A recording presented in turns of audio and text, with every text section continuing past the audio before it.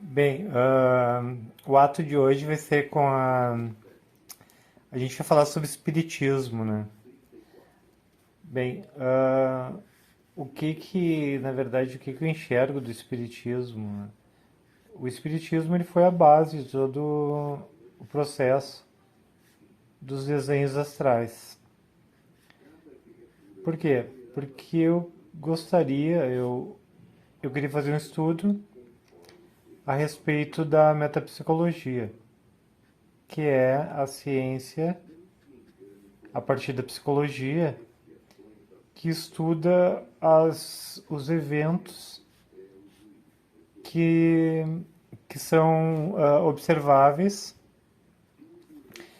e não se enquadram dentro do quadro orgânico do cerebral ali, da mente, né? Então ele passa a ser conhecido como a metapsicologia. A metapsicologia não é uma ciência, assim, ela não foi estudada como a psicologia, ela não é estudada como a psicologia, porque ela é muito subjetiva e ela depende de um campo de estudos muito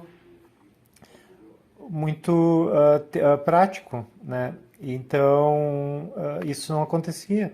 As pessoas não estudavam a metapsicologia, aliás, estudaram muito a metapsicologia na virada do século ali, do século XIX ao século XX.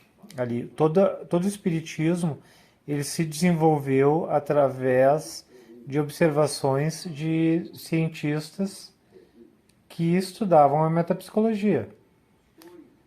É como o seu William Crookes, que nem eram psicólogos, na verdade. Eles eram. William Crookes, por exemplo, era físico, né? Se eu não estou enganado, mas enfim, mas ele fez observações importantíssimas. Teve um grande prêmio assim para quem pudesse fazer uma fazer uma na verdade tirar a ideia de que os fatos espíritas, as psicografias, os eventos de vidência, de clarividência, uh, que aquilo seria um embuste, né?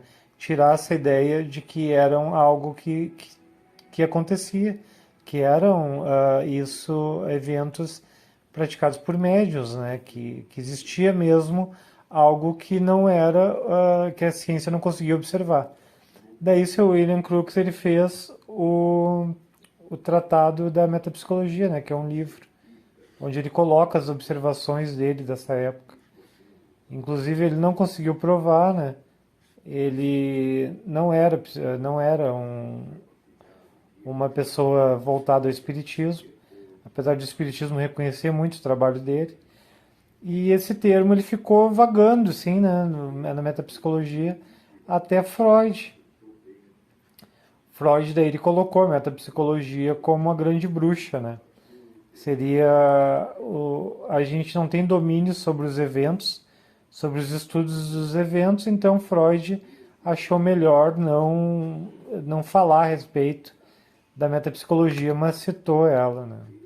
E daí eu fui estudar essa questão, ver da onde ele tinha parado ali, eu tive que estudar muito Freud, para entender a questão do porquê ali que ele não tinha interesse nisso, né? E, o, e a metapsicologia, ela se dá de uma forma muito peculiar, porque tu precisa de um evento. Então eu escolhi a psicografia, que era o evento mais difícil que eu achava dentro do espiritismo. O espiritismo já estava tudo pronto, né? Já tinha os centros espíritas, já tinha os médiuns, já tinha tudo.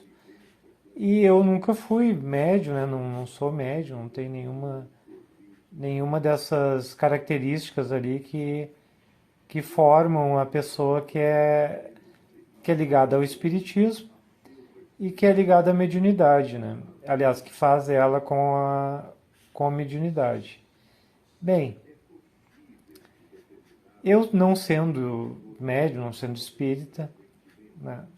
Eu pensei, bom, eu vou fazer o teste para ver até onde eu consigo ir com as mesmas observações ali das pessoas que fizeram observações que nem o seu William Crookes.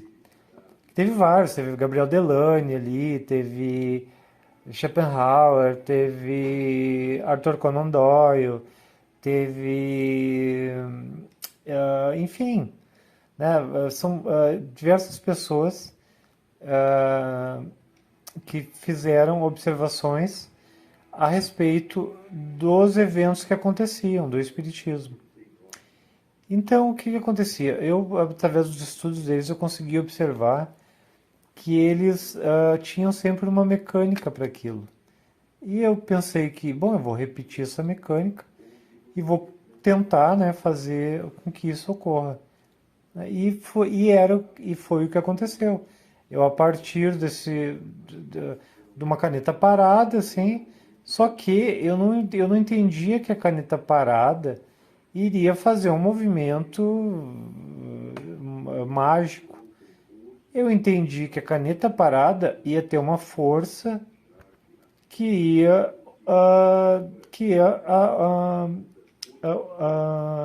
agir sobre ela. Então o que, que eu fiz? Eu liberei a caneta. Eu falei, você tem uma força aqui, ela que age na caneta, né? Não no meu braço, não em mim, né?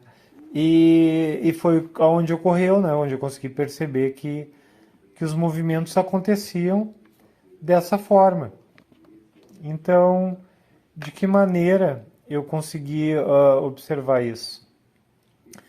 Através da não força, né? Através da não força, eu liberava a caneta movia assim e fazia os desenhos. Esse desenho que eu estou fazendo aqui é com essa técnica, né? Que é a psicografia. Ó, eu deixo a caneta livre, ela vai aqui e a caneta vai fazer movimentos, ó, de forma autônoma, né? E assim vai construindo uma imagem. Essa imagem, ela na verdade não é uma captura de uma imagem que depois a pessoa vai olhar, ela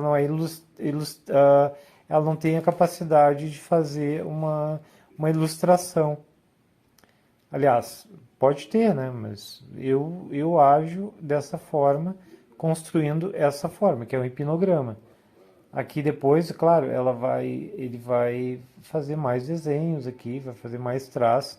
Eu não vou continuar porque eu estou usando esse tempo aqui só para a gente falar a respeito do espiritismo hoje, né, nesse ato aqui. Atos são esse projetinho aqui de 10 minutos decorrendo a partir de um tema, fazendo aqui esse ato da psicografia. Então, de que maneira eu penso o espiritismo ele é muito deficiente hoje, porque ele não isso que eu faço eu tentei expor para as pessoas ligadas ao espiritismo, mas elas não querem, né? Elas querem aquele outro processo, que é um processo mágico, que é um processo de tu receber uma entidade, de tu ter um diálogo com uma entidade, com uma energia de um outro local, fazer uma força, escrever uma carta para uma pessoa que está viva, de uma pessoa morta ou de uma pessoa que já não está mais aqui, enfim, né? Então, existe isso, claro, existe, tem registros disso, né? Mas esse ponto aqui é o ponto mais nevrálgico, né, que eu acho, que é tu observar, tu saber de onde sai essa energia. Depois, claro, tem aquela situação ali de Chico Xavier, de Valdo Franco, que são as psicografias colaborativas, mas daí é outro processo, para um outro ato, né, a gente pode falar.